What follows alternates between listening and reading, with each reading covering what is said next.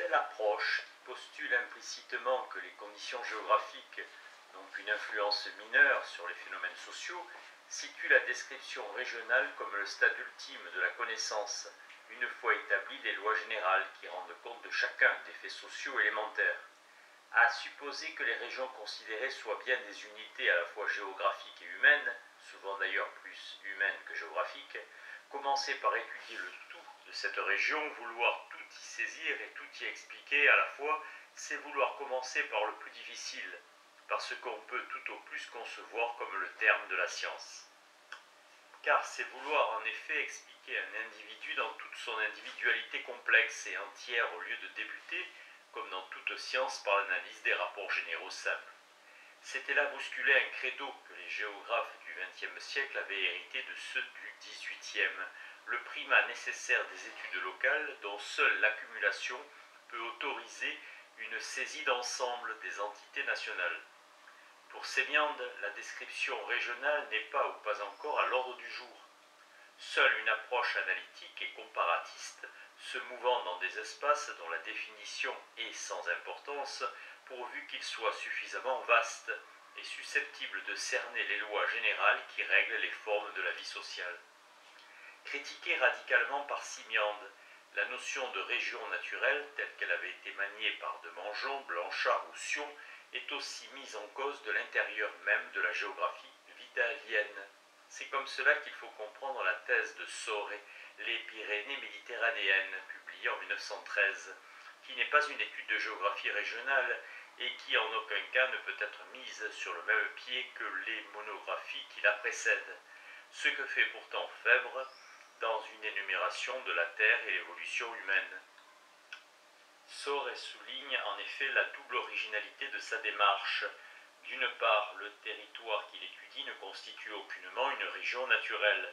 Il s'agit d'une réunion de petites régions plus ou moins fortement individualisées, sans homogénéité et sans nette originalité par rapport aux régions voisines.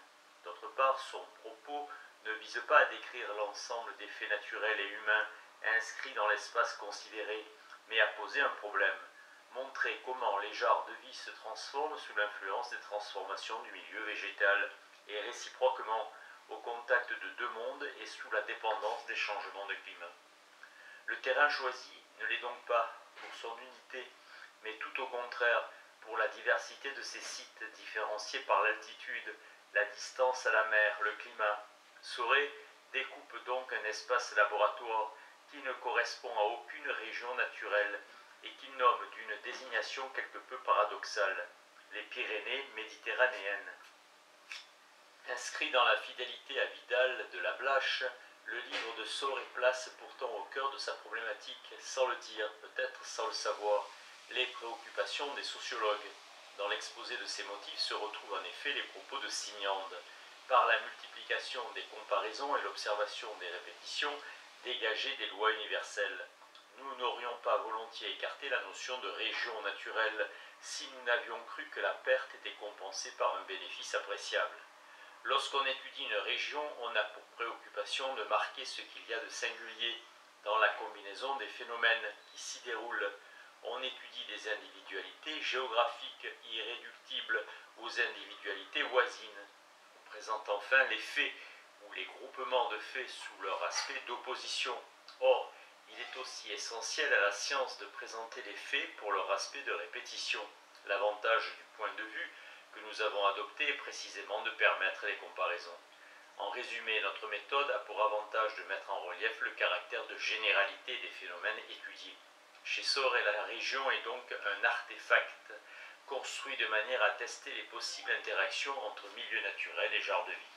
Son espace limité permet seule l'observation fine des différences, par exemple dans les Pyrénées méditerranéennes, l'étagement de 4 genres de vie contrastés. Mais la finalité de la description est ailleurs, dans l'établissement des principes qui font que, en différents sites, des conditions naturelles équivalentes définissent des genres de vie comparables et qu'en retour ces derniers ont une même action transformatrice sur le milieu, à l'inverse des régions naturelles dont l'individualité se veut irréductible Celle découpée par Soreto doit, par sa diversité même, offrir une large gamme de combinaisons repérables ailleurs.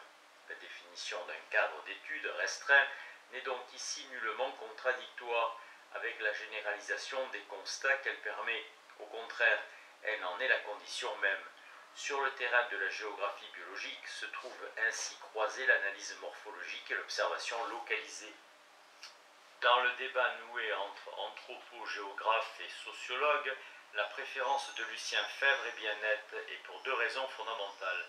La première tient à sa conception même du travail scientifique. Pour lui, la collecte d'informations multiples, qu'elles soient recueillies sur le terrain ou puisées dans les archives, n'est en effet possible que dans un cadre monographique taillé à la dimension d'une recherche individuelle. Seule cette restriction spatiale est garante de la validité des données rassemblées.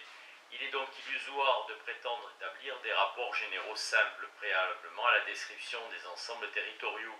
Tout à l'inverse, c'est seulement de l'accumulation des études localisées que pourra naître une problématique pertinente pour l'analyse des formes et des distributions des faits sociaux fondamentaux.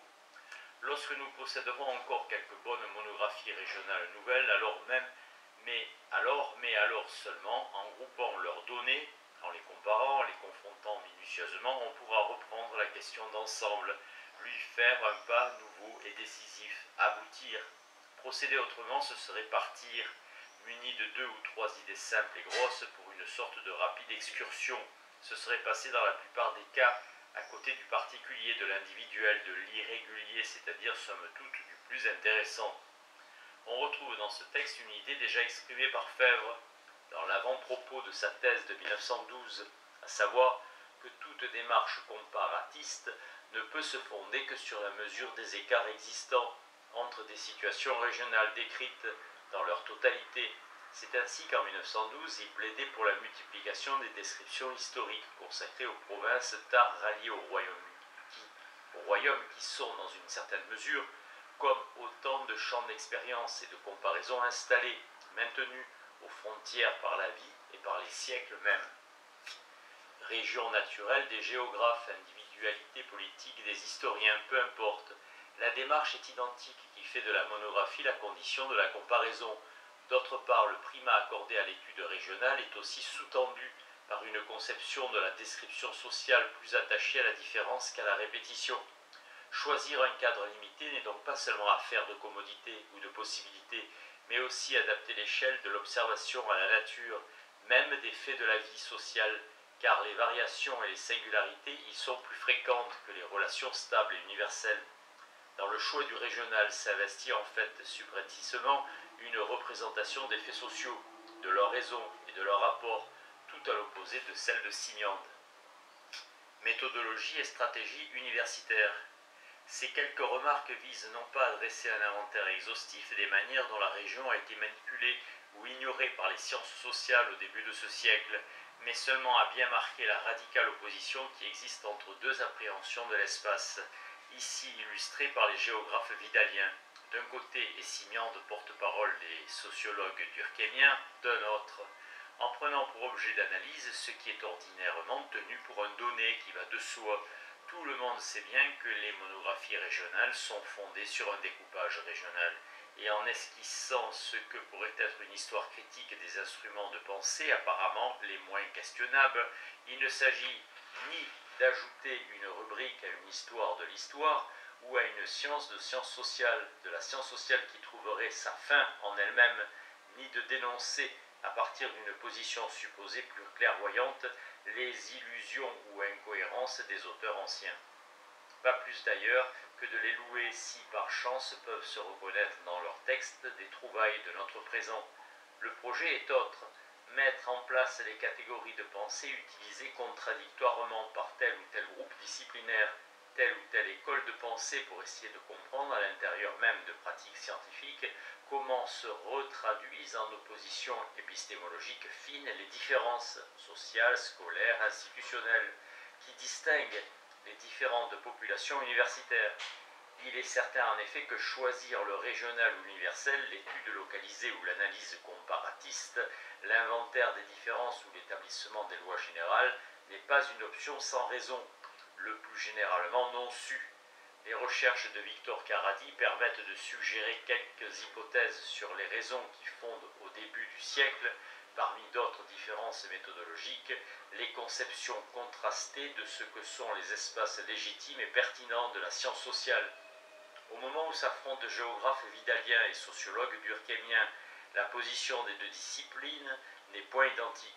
La géographie, première parmi les sciences sociales, à avoir brisé le monopole des disciplines classiques dans les facultés des lettres, bénéficie d'une légitimité institutionnelle déjà forte, d'autant mieux assurée qu'elle a su capter à son profit celle de l'histoire, en attirant à elle des historiens normaliens et agrégés, donc situés au sommet de la hiérarchie scolaire.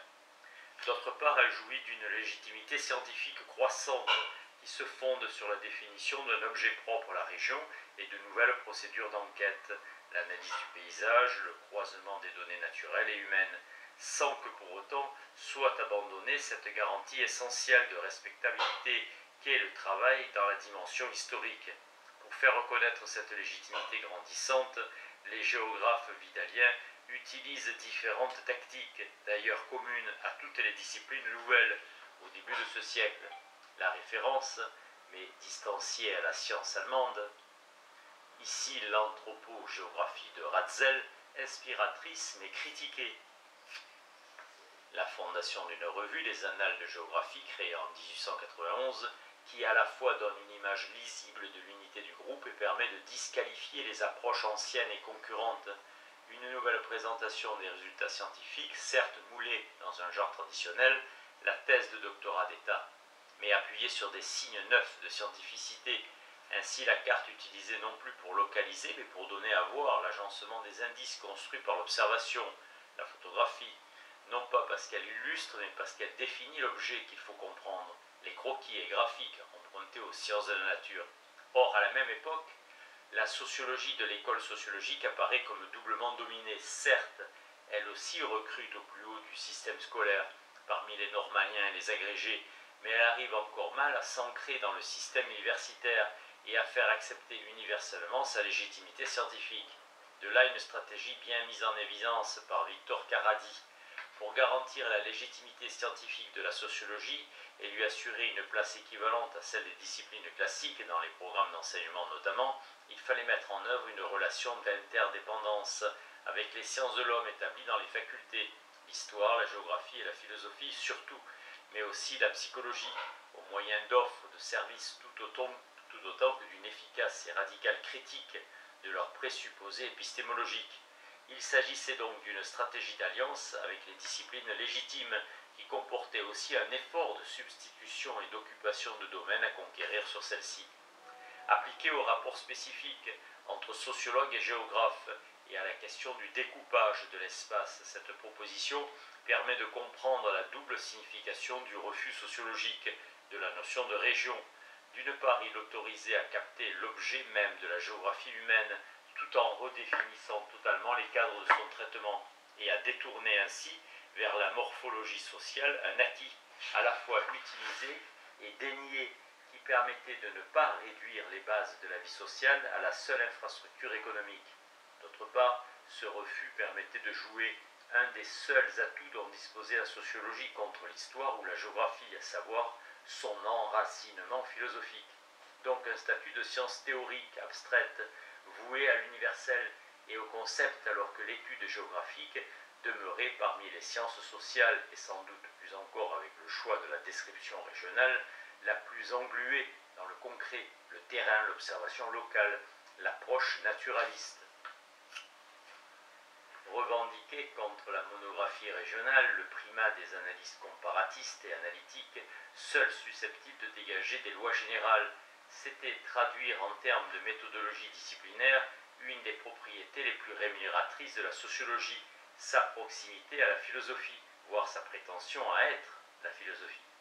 Périphérique sur l'échiquier universel, elle tente, comme par compensation, de définir sur le mode de l'universel et dans l'espace national ces objets d'étude. Partant, elle dénie toute légitimité aux approches disciplinaires qui, situées au cœur du système universitaire, traitent ou plutôt maltraitent ces mêmes objets en les fragmentant dans une lecture empirique et parcellisée. parcellisé.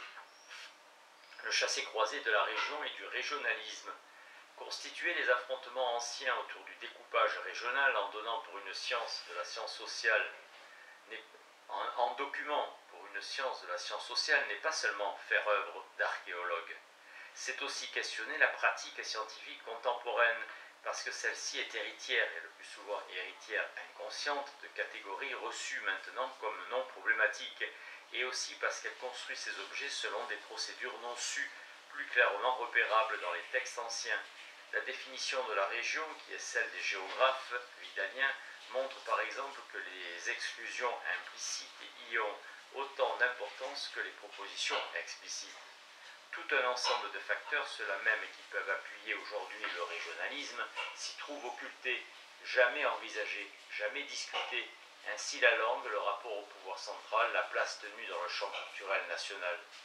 À la recherche de la personnalité régionale objective, les disciples de Vidal et de Lablache ne peuvent pas penser la région autrement qu'à travers l'évidence d'un paysage. Il faudrait pouvoir mieux cerner les origines et les appartenances de ces hommes pour élucider le paradoxe qui sous-tend leur œuvre.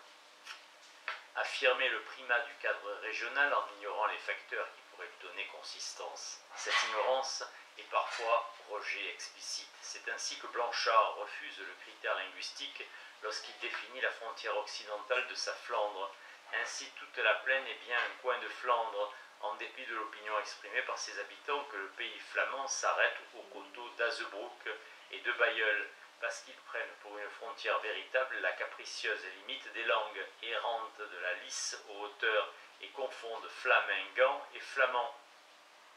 Les schèmes centralistes et unificateurs de l'intelligentsia universitaire et républicaine semblent donc cacher aux géographes vidaliens les données qui, en fait, devraient donner toute sa signification à leur projet intellectuel. Tout rapport scientifique à un objet renvoie à une définition par défaut de l'objet considéré qui révèle, mieux encore que ce qui est dit, les déterminations qui pèsent sur le travail de connaissance. Pour les historiens, le débat sur la région a eu une importance décisive. À la suite de Fèvre, avec un temps de latence, puisque les grandes thèses d'histoire régionale sont entreprises dans les années 1950, ils consacrent leurs efforts à la saisie globale de territoires bien circonscrits. Certes, la région des géographes vidaliens n'est plus le module obligé, puisque les espaces explorés sont de nature, de taille et de définition fort diverses.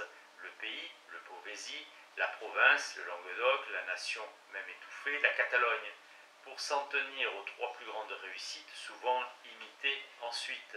Si l'échelle varie, l'approche est globalement semblable, qui porte l'attention sur les groupes majoritaires, s'installe dans le temps long, un siècle ou plus, s'attache à la description des structures les plus fondamentales, démographiques, économiques, sociales. Les raisons qui ont fait de l'histoire dite régionale le genre dominant dans l'historiographie française demeurent encore largement à éclairer. À l'évidence, la justification par les exigences propres du travail historique, le dépouillement d'archives massives, n'est possible que dans un cadre restreint. Ne saurait suffire à expliquer une pratique si collectivement acceptée. Deux raisons semblent la fonder. D'une part, l'accumulation des thèses régionales renvoie sans nul doute à la répartition du pouvoir à l'intérieur de la communauté historienne.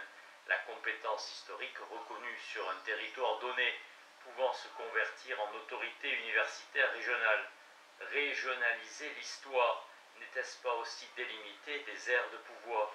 D'autre part, toutes les études d'histoire régionale sont fondées sur l'idée, exprimée ou non, que la singularité des situations est telle qu'il n'est pas de constat généralisable hors de l'espace de leur établissement. Ce credo de la différence dit à sa manière que l'histoire, alors même qu'elle adoptait les techniques des sciences sociales plus sophistiquées, continuait à se conduire comme une discipline plus descriptive que conceptuelle, plus empirique que théorique.